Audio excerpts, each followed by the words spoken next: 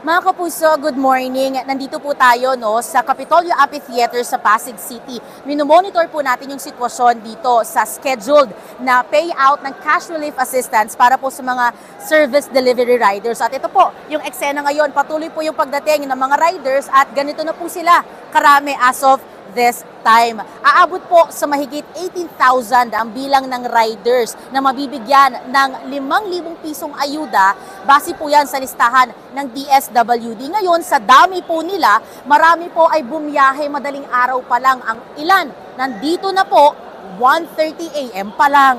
Una na riyan ang mag-asawang rider na si RJ at Daisy. Galing pa sila sa Rodriguez Rizal at 1:30 a.m. nakarating sa Pasig.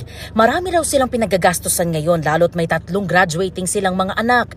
Kaya sa payout ng gobyerno para sa mga namamasadang tulad nila, inagahan daw talaga nila. Ang 10,000 pesos nga raw na matatanggap nilang mag-asawa baka hindi pa umabot ng 2 linggo. 3 po kasi yung moving up ko, isang grade 6, isang high school, tsaka isang senior high. Kung sakali man na medyo tumagal pa yung yung pagtaas ng gasolina, sana masundan po ulit yung sa panibagong ayuda or yung sa mga katulad kong rider kasi malaking tulong po talaga para sa amin to. Lalo na sa ilang rides lang po namin, ang laki na nagagastos namin sa gasolina. Ang mga riders gumawa na rin ng listahan nila para raw di sila magkagulo sa pila. Una sa listahan ng 50 anyos na si Jonathan na taga Antipolo. Naghatid pa nga raw siya ng pasahero mula Makati patungong Imus, Cavite kagabi bago makarating sa Pasig kaninang 2:00 ng madaling araw. Dumiretso na po ako dito kasi baka abutan ako ng dagsa ng tao at ako'y abutan ng siyam-siyam. 2:00 po ng madaling araw, dumating na po ako dito. Walang tulog, yung hapunan po ngayon, tsaka almusal, mag-isa na lang para lang makapunta ng maaga. Bumiyahe naman ng mahigit 2 oras si Edgar mula pa sa Cabuyao, Laguna.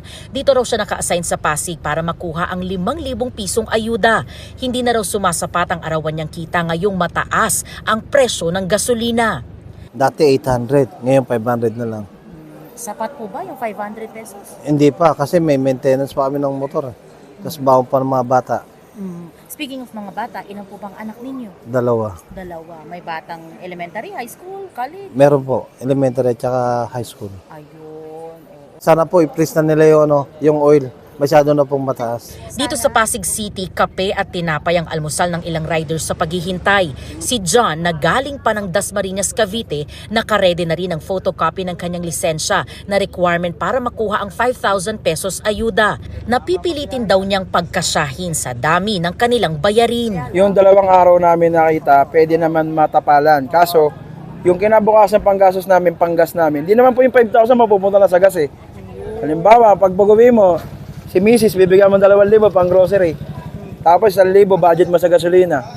Sa araw-araw, kung tataas pa po yan, mararamdaman pa po namin lalo. Kung aabot pa ng 100 plus yung gasolina, bali wala na po. Mga kapuso, ito po yung eksena ngayon.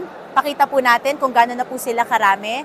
Yan po, 7 a.m. po. Ngayong umaga, ito po yung dami ng ating mga riders na naghihintay po, nakapila para po doon sa 5,000 pesos na ayuda. Ito naman po yung setup doon sa kanilang pag-claim ng cash relief assistance. Yan po ay pinafacilitate ng Pasig LGU, katuwang po ang DSWD. Yan po muna ang latest mula po dito sa Pasig City. EJ Gomez para sa GMA Integrated News.